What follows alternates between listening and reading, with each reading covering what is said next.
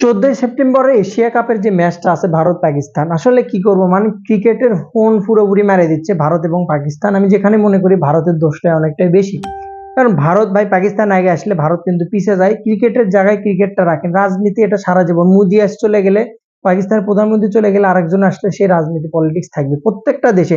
এমন একটা দেশ নাই যেখানে রাজনৈতিক পলিটিক্স নাই। সেটার সাথে আপনি এই ক্রিকেটটাকে না অ্যাড না করাটাই বেটার মনে করি। তবে ভারত পাকিস্তান যে ইস্যু, এটা ভাই সহজে সমাধান করার মতো না।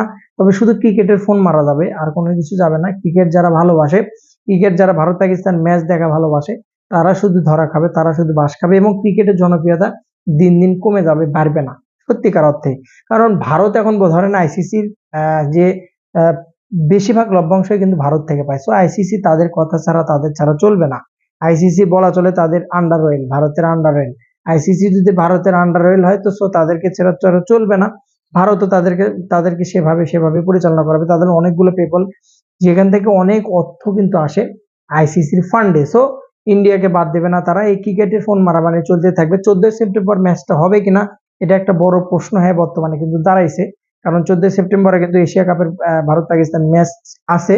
এখন পর্যন্ত ঠিক আছে সব, তবে বয়কট হবে কিনা এটা নিয়ে বড় প্রশ্ন হয়ে দাঁড়াইছে। দেখা যাক, সময় সাপেক্ষে বলে দেবে। আকাশ বরাত তারা ক্রিকেটার একবার ফোন মারা সারা ভারত এবং পাকিস্তান যে কাজটা করছে।